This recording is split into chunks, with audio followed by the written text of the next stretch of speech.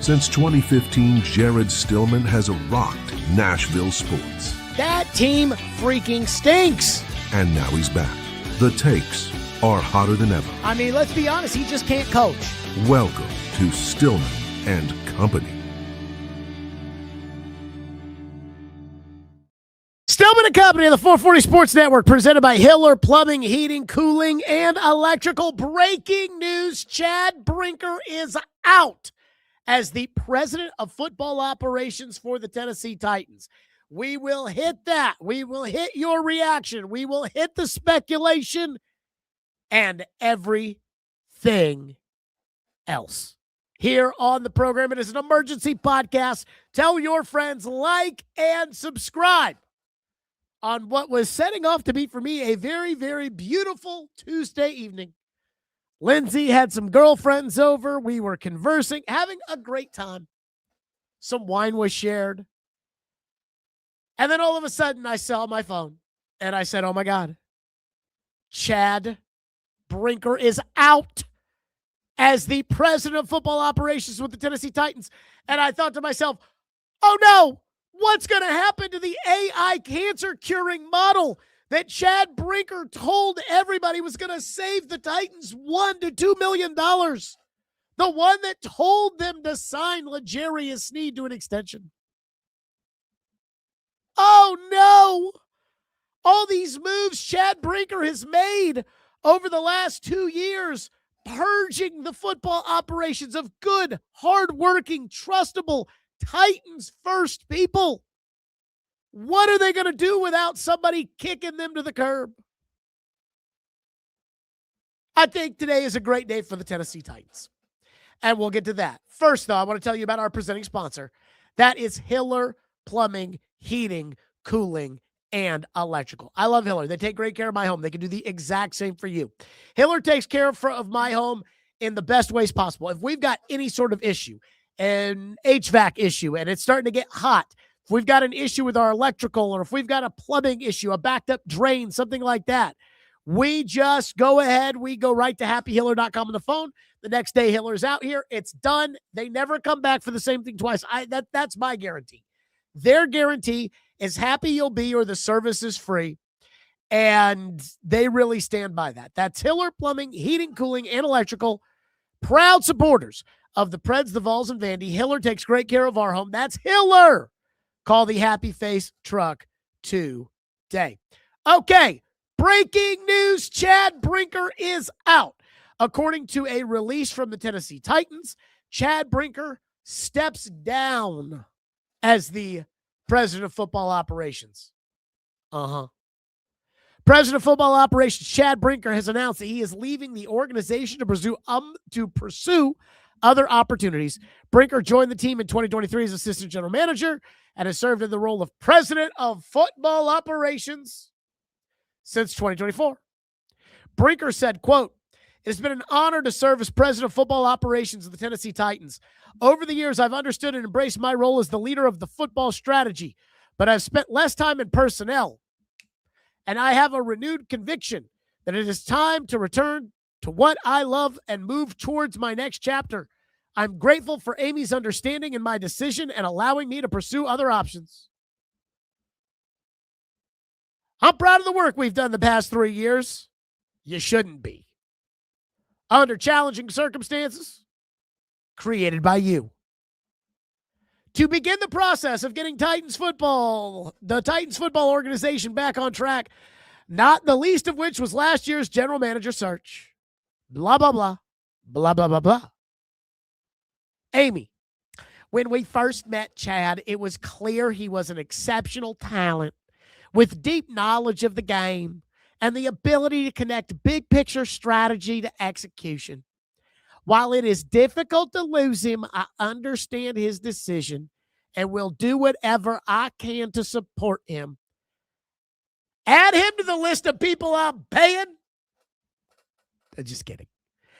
I wish he, Rochelle, and their family the absolute best as they prepare for what's next, and thank them for their dedication and loyalty to the Tennessee Titans. Okay.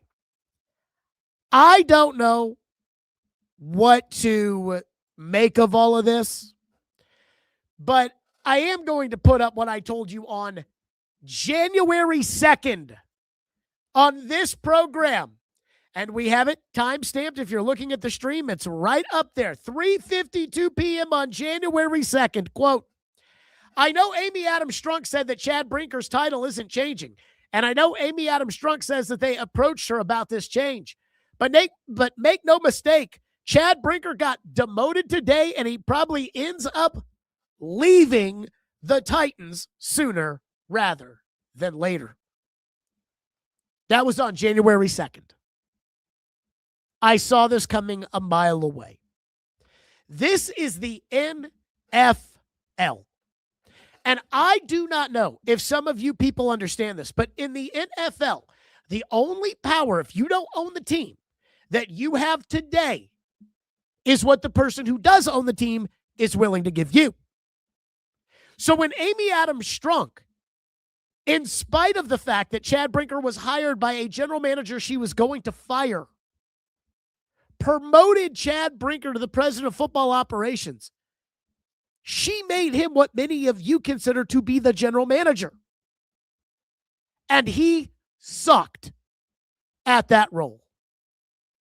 I would argue in pretty much every fashion, Chad Brinker failed. I don't want to say Chad Brinker stole money from the Tennessee Titans, but as a Titan fan, it kind of feels that way. What I realized long ago, and what took Amy much longer to realize, is that Chad Brinker's travel consultant act was just that, an act. It was fake. It was phony. It was a bunch of word salads. It was a bunch of, let me use a big word and brag about my education so that you know that I'm smarter than you, and you really can't understand what I'm actually saying. I knew this because when I worked on the program with Floyd Reese every day for 5 years, and I feel the same way about Ian, and to a certain extent, I feel the same way about Ryan Porth. When it comes to the three of us with Floyd, we went to football school every day. Some people went to law school. Some people went to medical school. We went to football school. And there are just certain things that the GM taught us in football school that for the last 3 years, whether it was Rand, whether it was Chad, just brushed off those important maxims with this idea of, no, no, no, we know better now. We know smarter now. The Tennessee Titans spent years, multiple PR directors, multiple head coaches, multiple general managers, with this odd belief and discussion that the general manager job in 2026 is so big that not one man can do it alone. Now, mind you, all the teams that win more games than the Titans don't necessarily have this model, and they just have one general manager, the thing that they say you can't do, but it seems to work out better for them than it does for the Titans. It's funny. I saw Mike Borgonzi out a couple weeks ago at an event, and I went up to him and I said, shouldn't you be watching film? And I said it in the laughable way, ha, ha, ha, ha, ha, with a hint of truth. It's April, dude. Shouldn't you be getting ready for the draft? But I'm reminded it's not the same as the old days. They have so many people. And now, just cross one person off the list. I have no sympathy for Chad Brinker. Number one, I think Chad Brinker did a terrible job. Number two, I don't think Chad Brinker deserved a promotion. Number three, I think Chad Brinker was fake in the organization. And number four, I don't think he treated people very well in this organization. People who are very respected, both inside that organization and outside that organization. And he was not good at what he did, other than selling Amy a bunch of bullshit. So that's the first thing. I have no problem with the Tennessee Titans today, whether it was Brinker saying, I'd like to go pursue another opportunity, whether it was Amy kicking him out the door like she has everybody else, I have no problem with that individual decision. Chad Brinker needed to go. That's the first thing. The second thing is now, and I have said this, Mike Borgonzi, you are on the clock.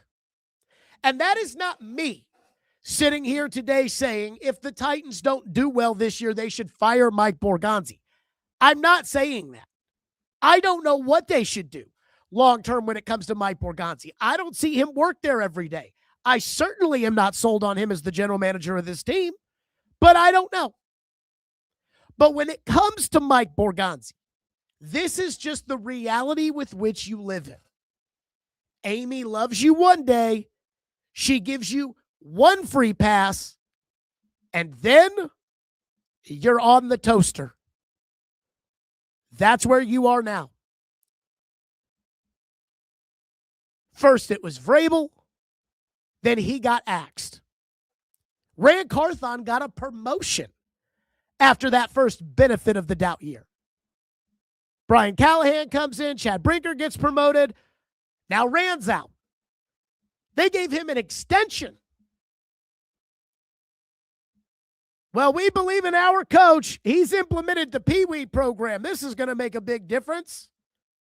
Oh, then he got fired. So we have our co-general managers hold a press conference firing the coach, and we're bringing in Mike McCoy, and Brinker sitting there sweating bullets after every question, and Borgonzi's just staring at his watch. How much longer do I have to be here? And Brinker was sweating those bullets because Brinker knew, I'm next. He had been here long enough to know the scoreboard. So at the end of the season, again on January 2nd, when Chad Brinker and Mike Borgonzi, wanting to clear up any ambiguity as far as a potential coaching search was going to be concerned, released a statement from Amy in which they said they approached Amy and decided to put Mike Borgonzi in charge of the coaching staff and essentially football operations. Chad will handle the grass management. He'll handle the locker room smells. He'll handle the cafeteria. But when it comes to who's running the ball, who's passing the ball, who's catching the ball, who's blocking for the ball, who's trying to tackle the ball, who's kicking the ball, and who's coaching the ball, that's Mike Borgonzi. And I said, nobody in the NFL voluntarily gives up power. This is like the mafia. When you're in with the family, you do not try to get out. The power of running a football organization, there are 32 of these on the planet, and it is the most popular thing in America. Right now, the number one topic,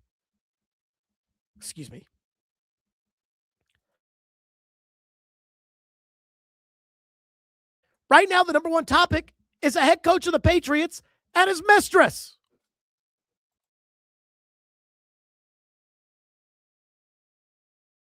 So you people don't understand how freaking cool it is, how freaking awesome it is to run an NFL team. It's amazing. Nobody voluntarily gives that up. So again, when I saw on January 2nd that Brinker was stepping back, I said right then and there, he's getting fired. He's out. And I said, hey, Amy's got to blame somebody for every season. They thought they could hold on to Callahan as long as possible so that Callahan could be the one to take the blame for 25. But when she demoted Chad, I said, that's that. And as I said, he'll probably be leaving the Titans sooner rather than later. And why did Chad play along in this, you might ask? I don't know for a fact, but I'm going to guess they paid him to. He's going to be making a president of football operations, a general manager salary for however much longer his contract is. He'll never make that kind of money in the NFL again. So I think it's a good thing for the Titans. I think Mike Borgonzi has got to realize he is on the clock. I hope he realizes there is no do-over after last year. This team needs to win 6, 7, 8 games. And Cam Ward, the quarterback that Mike Borgonzi picked, needs to show the ability to be a franchise quarterback to a certain extent. And if not, you're gone. And third, I don't care if they say this wasn't a firing. It feels that way. It was a demotion in January. The draft is over. Personnel people's contracts run through the draft. Scouts are changing over. This is not a decision that the Titans are sitting back there today pining over their loss. But I think it's a good thing for the Titans. And I go back to Chad. For me, the moment with Chad Brinker, they hired Chad Brinker to be the assistant general manager. I didn't really know what he was going to do. But the thing I guess I would tell you about assistant general managers, I don't give a shit what they have to say. I always tell people this all the time. I don't want to. Today, Dave Ziegler held a press conference, assistant general manager. I don't care what he thinks because his opinion doesn't matter. His opinion may be factored in the opinion that matters, but as far as who's making the call as to who's playing left guard for the Titans, it's Mike Borgonzi. I only care what the guy who makes the decision thinks. I don't have time to worry about all the cooks in the kitchen.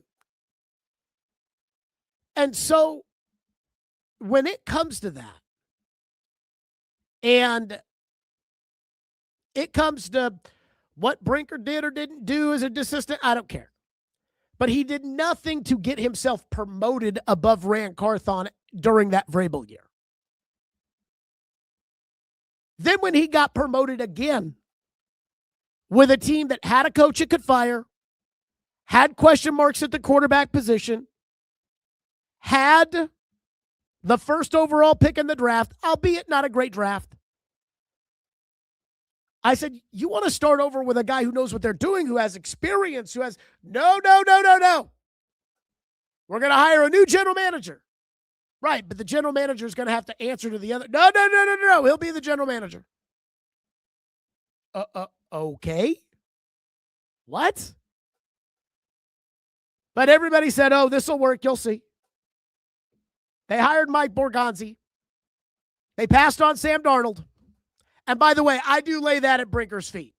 Because if I was in Brinker's position of power at the time, you know this, Sam Darnold would be the Tennessee Titans starting quarterback.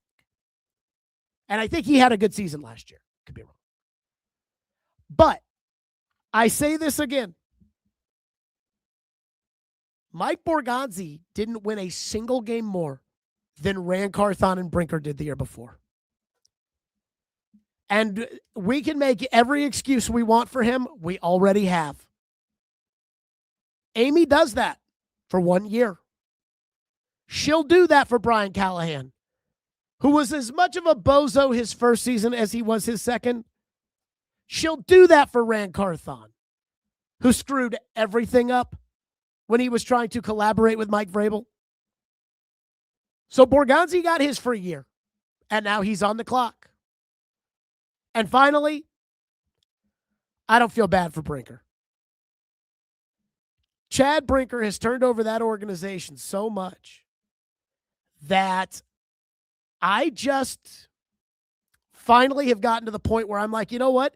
He's pushed out so many good people who are so well respected in this city. And he just kicked them out because, well, my guys, my people, my system, my God, my.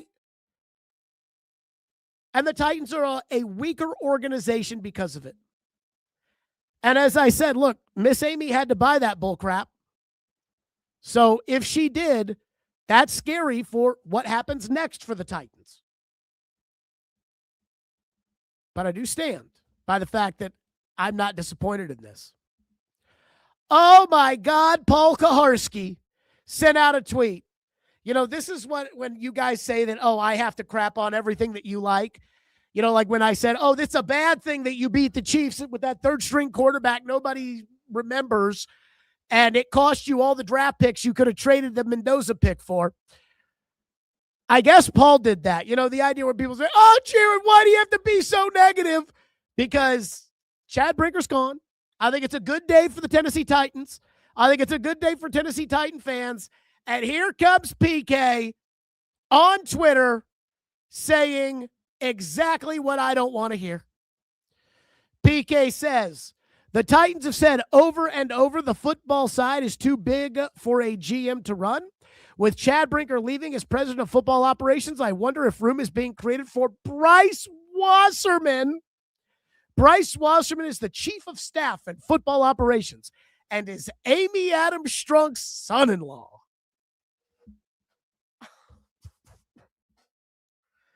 Could I not enjoy Brinker being fired or stepping away, whatever, I don't give a shit. Can we not enjoy that for 5 minutes? 5 minutes, Paul. Now I have to worry about what Amy's going to do next. Oh, God, she's going to put her son-in-law in there. Hey, Amy, remember when the last owner of the Titans left the team to his son-in-law, your brother-in-law? Oh, it was a train wreck. Don't do that to us, Amy. And Paul, shame on you for even suggesting that. If Bryce Wasserman gets to call the shots, Will Levis may get another year at quarterback. They're best buddies. Oh, no. Here's my suggestion to Amy when it comes for how to handle this going forward. Mike Borgonzi is the general manager. Robert Saleh is the coach. Cam Ward is the quarterback. Cam needs to show progress. Saleh needs to show leadership. Borgonzi needs to show that he can run an organization and build a team. I'm not sure about all three of those, but I need to see some steps in the future. And if not, then I need a new general manager who has NFL experience so I don't have to have somebody train on the job again, come in and take the job next year, and put both Cam and Saleh on the hot seat to figure it out. But right now, it's Mike Borgonzi's operation. And I'm not saying I would have hired Borgonzi. I wouldn't have. I'm not saying I'm impressed by Borgonzi. I'm not. But I am saying, hey, for the time being, he's the guy who's got to run the operation. It's his job. He should be qualified enough for it. Let's see if you can do it. I was not impressed with the Carnell Tate pick. I'll just say that. It also should be noted today, Dave Ziegler held the press conference.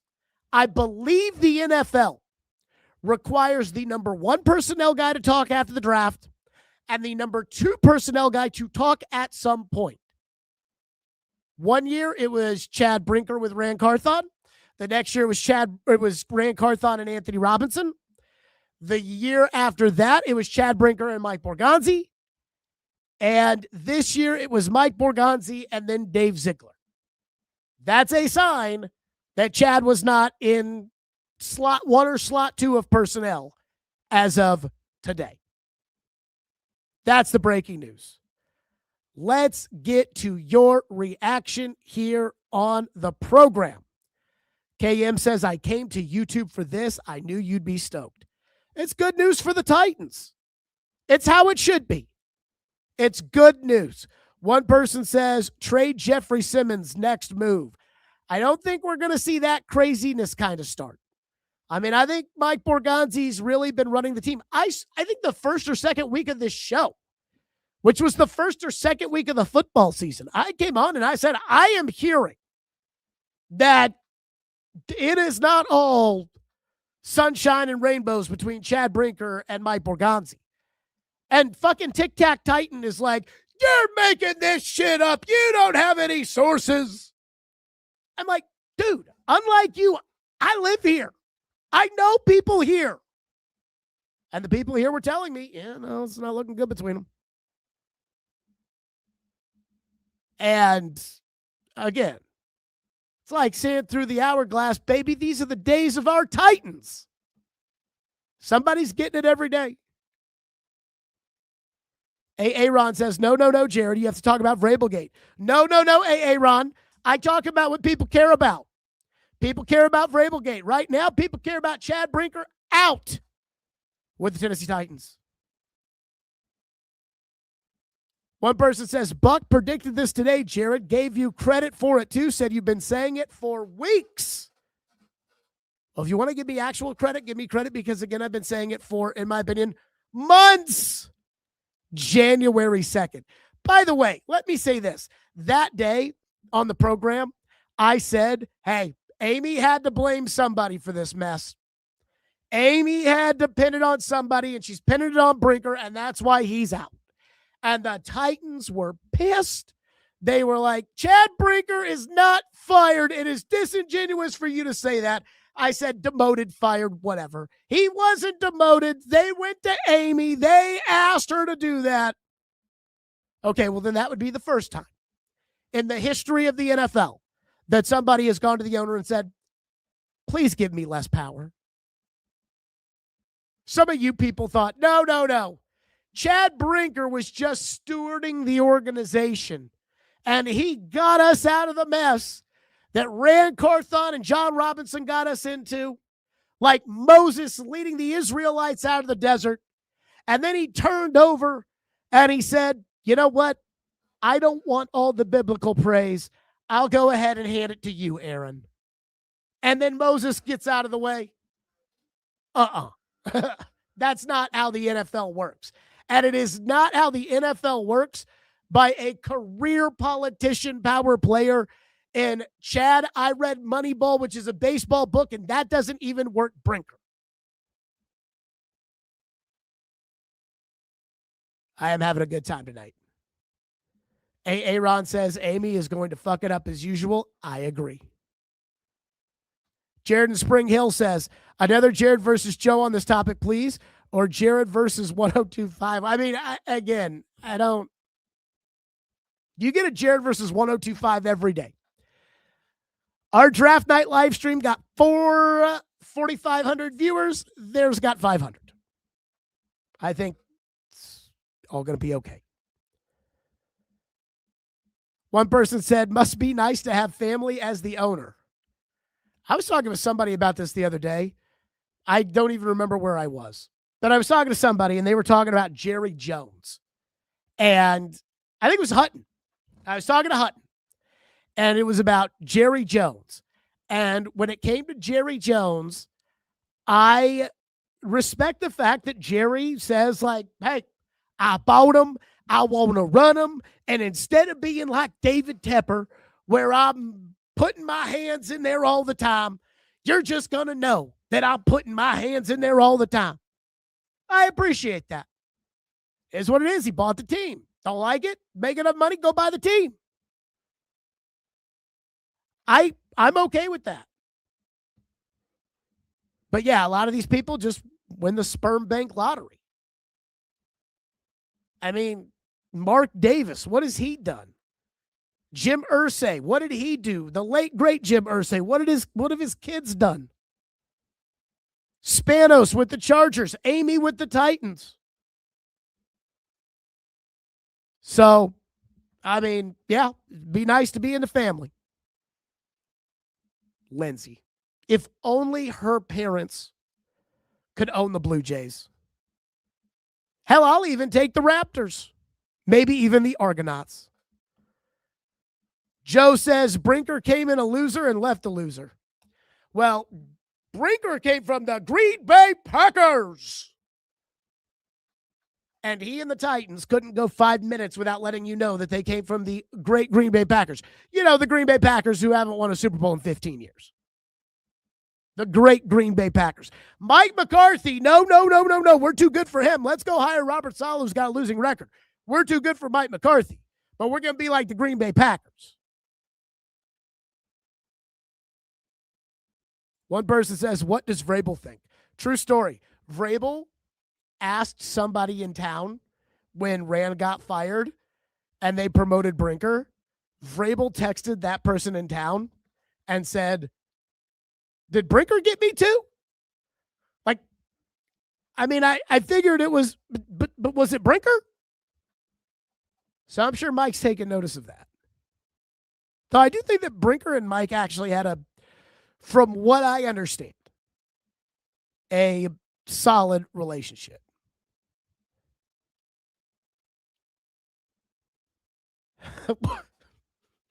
One person says Borgonzi and his assistant was more clear and defined in the interview than the rest of these bums. I mean, I guess. I asked Mike Borgonzi if he failed because they didn't win a single game more this past season than they did with the team that he inherited. And he said, well, they played hard. So when Borgonzi doesn't have something to say, he will sometimes say something stupid or something that is easily called outable. I didn't listen to Dave Ziegler because I don't care what Dave Ziegler's opinion is. Dave Ziegler should share his opinion with one person, Mike Borgonzi. And then Mike Borgonzi makes the collective decision. That's how it works in the chain of command. And I look at myself and I look at us and you people, and I'm like, that's who should own up for every decision. The general manager. That's why he gets paid the most. That's why he gets a suite. That's why he gets more tickets than you do. That's why his family travels on the charter and yours doesn't. That's why. Jimmy says he stepped down. She ain't paying him. When they decided voluntarily that Brinker was going to take a step back and cede power to a guy he hired, Mike Borgonzi, she decided that day she was going to pay him not to work. Brinker leaves the Titans at the time of the year that you leave the organization when it's time for you to go. And Brinker gets into it saying, hey, I want to get back into scouting. I want to get back into players. I want to be a general manager. I don't want to be running the football operation and the, toilets and the showers. Somebody says, okay, come on in. You'll be executive vice president of player personnel. And then in a couple of years, maybe like Monty Ossenfort coming here, you'll go be a GM somewhere. I don't think you will be, but maybe you will. Good luck to you. But that's it. And if you don't believe that this was Amy inflicted, then you do not understand the Tennessee Titans.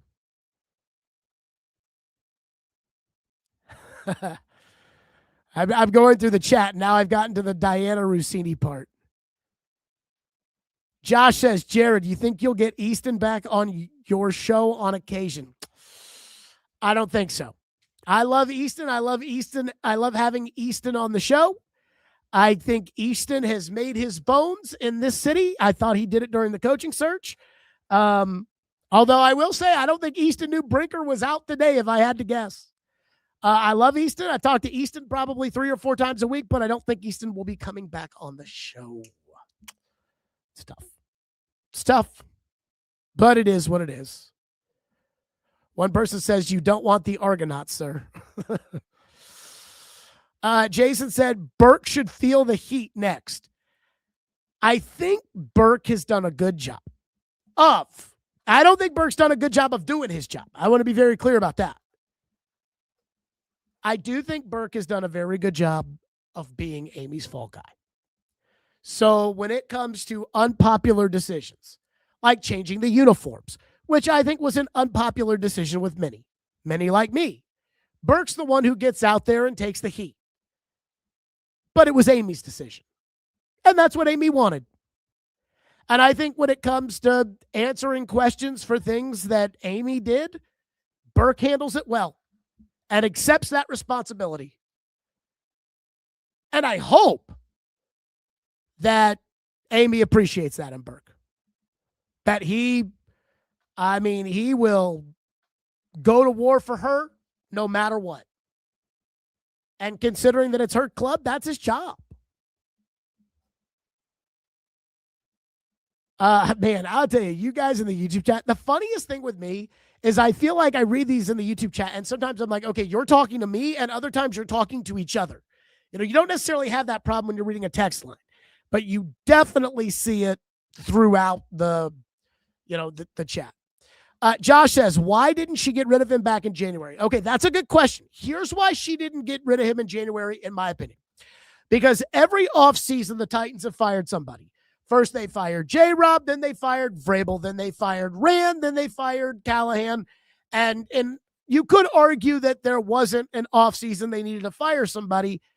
But if they did, when they fired Chad Brinker, as soon as they did that, every single person on Twitter, every single person across the country, every single person would have said, oh, shit. So here Tennessee, once again, nobody can keep a job there. And when you're starting a coaching search, the last thing you want is head coaching candidates who already know you're a dysfunctional mess, who already hear from other people about how dysfunctional of a mess you are.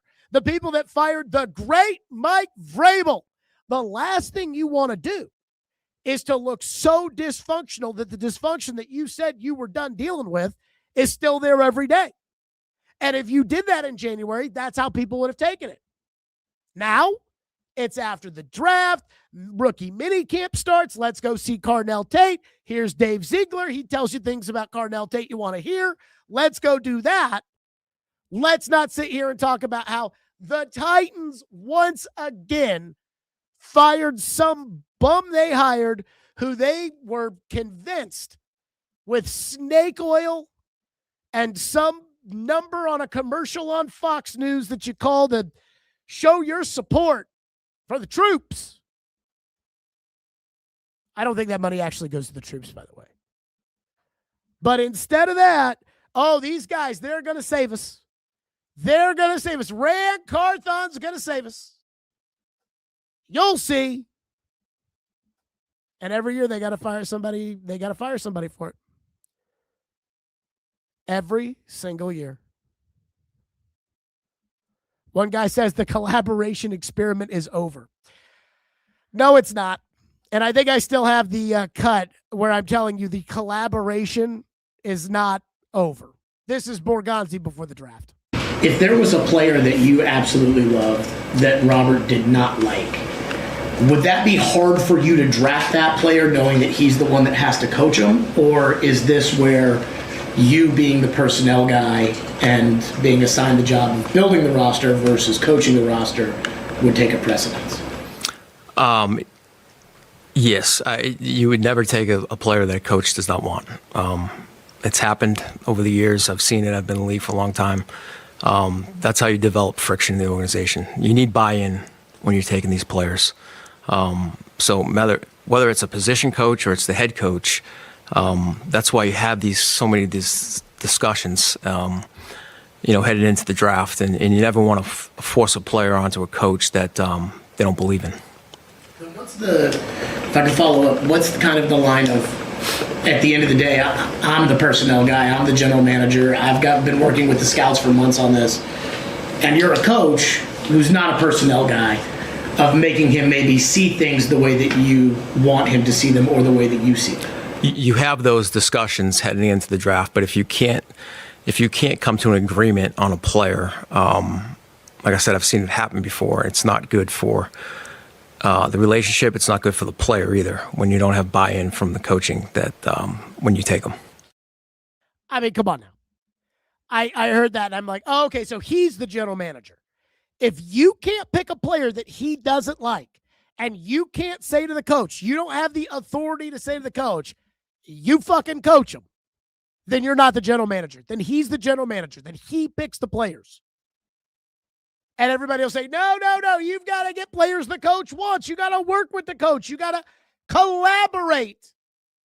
Yeah, I'll just tell you this right now. If Floyd Reese had collaborated with Jeff Fisher, this organization would have drafted Kevin Carter over Steve McNair. Floyd Reese would have never let Jeff Fisher tell him who not to draft. The one time I think he did, it was Devin Hester. Fisher had to have Lindale White. So when you start letting the coach pick the players, you're not the general manager anymore. And so the collaboration is still alive and well. Now, is it a collaboration with Brian Dable, who's had success as an offensive coordinator and been a head coach, and Robert Saleh, who's had success as a defensive coordinator and has been a head coach in the NFL? That's a little different. But it's still a collaboration. And it's still a collaboration with guys who haven't even sniffed the Super Bowl. Well, Mike Borgonzi was in Kansas City when he was, and he was like 9th in command. Way to go, Mike. You found us a backup running back off the waiver wire on a Tuesday. He made a great play on special teams. Get back to your reaction here on the program. One person says, Amy Adams Strunk is your classic owner boss who means well but will not listen to the folks trying to steer her right. I'll just say this. Ryan Porth and I have talked about this. This organization, I promise you, this organization is in a different place if Floyd Reese is still alive. Because Floyd Reese would at some point throughout this mess have picked up the phone and said, listen to me. And I bet you Amy would have listened to him. Whereas there is nobody right now, I think, that can pick up the phone and can call Amy and say, listen to me. That's why Eddie George had that cry for help when he said she set the organization back 10 years. I mean, look, as much as I do not miss Chad Brinker, I think Chad Brinker was bad for the organization. I think Chad Brinker was bad for the reputation of the organization. And I could be totally wrong about that, but that's just my vibe. As much as I believe that today, don't think that I believe Amy's going to get this worked out, because there's nothing that Amy has done lately that has given me any faith that she knows what she's doing, including the rumors about her stepping over Mike Borgonzi and the hiring of the coach.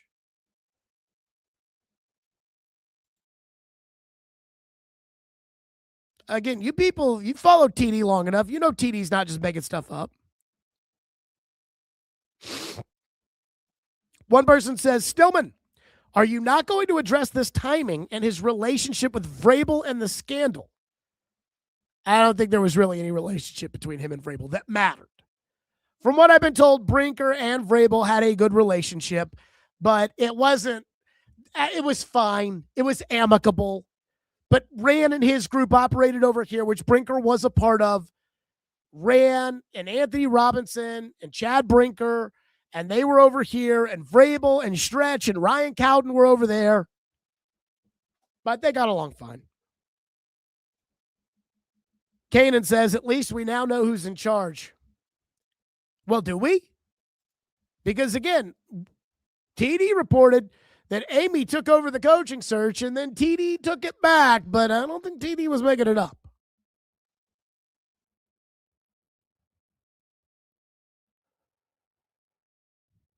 One person says, I was getting my car painted at a body shop, and the Titans were fixing a vehicle. No idea what the receptionist was on the phone and said, please have Mr. Brinker sign off on this repair. Maybe it was like a corporate vehicle or something. I don't know. Brinker's got to sign. I mean, that is general managing. You know, I was talking with somebody that used to work for the Titans when Floyd was the general manager this past weekend. And as we were talking, I said, you know, the thing that's crazy about Rand Carthon not wanting to do all the non-football aspects of the general manager job, which, again, I would consider to be the general part of general managering. But, you know, this idea of who's in charge of PR, or who's in charge of security, or who's in charge of IT, or who's in charge of the field, or who's in charge of equipment. The Floyd Reese I know would have wanted to be in charge of all that. If you were to say, hey, Floyd, we're going to take away these responsibilities, he would see that as both an impediment to him doing his job because he wants to be in control of all of it, but also he would probably see that as a demotion of sorts. And so, I mean, the way it is now, this is not, I don't think this is the way it works. One person says, who else do we need to fire to stop you from talking about Vrabel? Fire Borgonzi. I'm sure we'll be done talking about Vrabel. Timmy says he deserved to go the minute he hired Brian Callahan. I think the whole committee.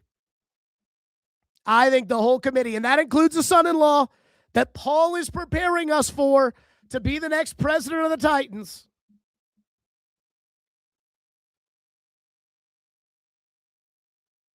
It's just too funny. Boy, TDG, man, he's trying to defend Rand, buddy, just let it go. Just let it go. Brinker sucked too, I agree. Borgonzi hasn't done better yet. And that's with the number one pick at quarterback, which Rand never had. Fine. But we do not need these revisionist Rand moments. My phone is just blowing up. I will say this when it comes to the Titans. They're always firing people over here. There's always a reason to have a show. TDG saying people owe Rand an apology. Josh says Rand owns the Titan fans an apology. Kelsey says, can we get out Amy too? No. And again, Amy has shown in the past. I don't understand what it was. I'm not totally certain. Maybe it was Steve Underwood. I don't know. Amy has shown in the past that she can run this organization competently. It's just, in the more recent past, Amy has managed the team incompetently. So at least there's proof of concept that she can do it. Daniel says, Amy finally realized she was duped, but finally realized it and did what Amy does best. Yeah, that's the hard part. It took her way too long. And again, I just never understood. If Rand Carthon is so bad, and I think everybody in here with the exception of TDG can agree to the fact that Rand Carthon was in fact that bad. If Rand Carthon was that bad, why are you promoting a guy that he hired? That doesn't make any sense to me. Wyatt says, remember when they posted the video of Rand walking into the office with everyone standing around and applauding him? Yeah, that might as well have been everybody standing around and applauding Amy. Amy wanted that, and it was because Rand was her hire. One person said, I loved Rand as a person, but as a GM, when you look back, he was ass. One person says, Skaronski got better each year. It's normal with the offensive line. People love Alt, and he's good, but he's been hurt too. Latham kind of stinks. I mean, fine. Latham, we'll see. I'm not a Latham. I'm not a Latham fan, as far as I'm concerned.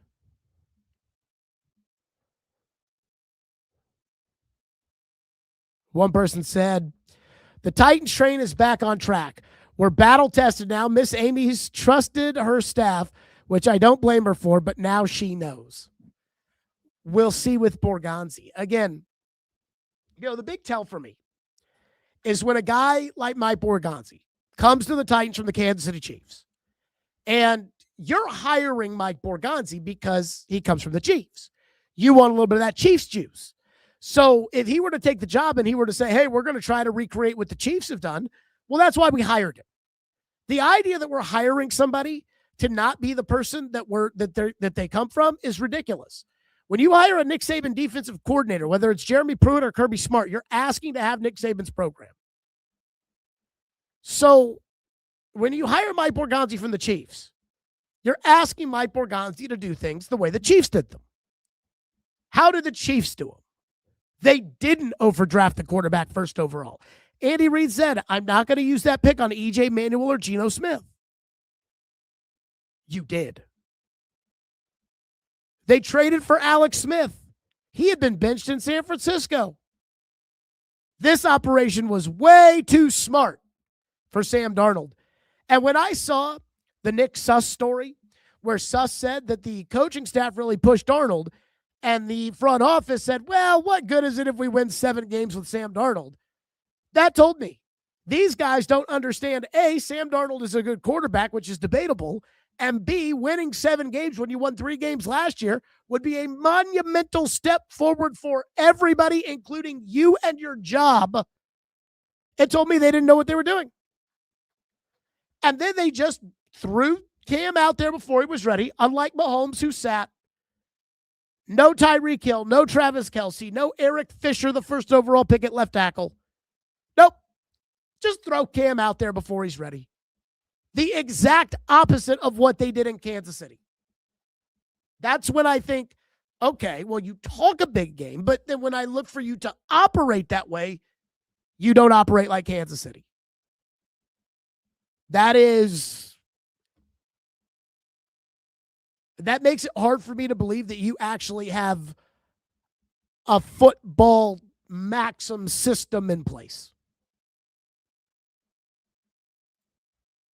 So I've got no faith in Borgonzi on this one. TDG says Rand was not given a fair chance and it's all coming to light, set up to fail, and scapegoated. I mean, I would argue that Chad Brinker wasn't set up for success, or Mike Borgonzi wasn't set up for success. Brian Callahan wasn't set up for success. Brian Callahan, was he given a fair chance? I mean, I think he probably was, but you could argue he wasn't. His team sucked. But that's the NFL. That's why I don't think this league is fair. Mike Mularkey won a playoff game. He got fired. Zach Taylor has missed the playoffs the last 2 years with Joe Burrow on his roster, and Jamar Chase and T. Higgins, and the NFL's leading sacker. And he still has his job. The NFL's not fair. And you have to accept that, TDG. It is what it is. Doesn't mean it's fair. TDG loves Rand more than Vrabel loves Diana. Too funny. Jason says, so you think Chad has no intel on what happened on draft night 2023? I think Chad has intel. I also think Chad Brinker probably likes making president's money, and he's probably going to be making NFL president's money for the next 3 years. And the way the Titans do their contracts is they bake the NDAs in on the front end. So you want to be general manager, you want to be head coach, you want to be president, we'll pay you, even if we fire you, but you have to sign an NDA on the front end. That's how the Titans do business, which is really too bad, because I'd love to hear a tell-all from one of these guys. Even Rand.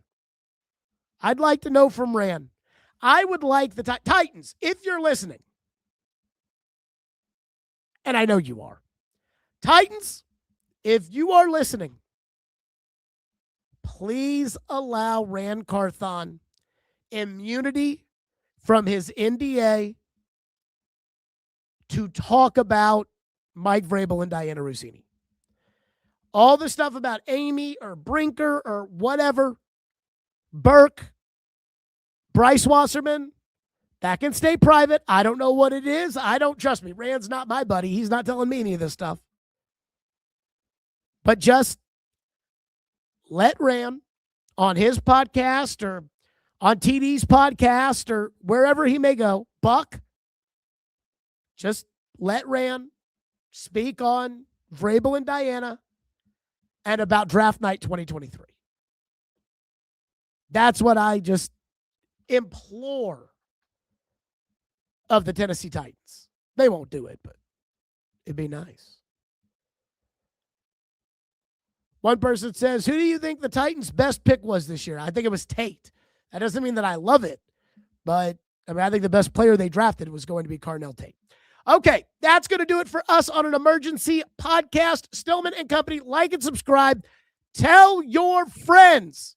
440 Sports, Hiller Plumbing, Heating, Cooling, and Electrical. Stillman and Company. We will be back tomorrow at 2.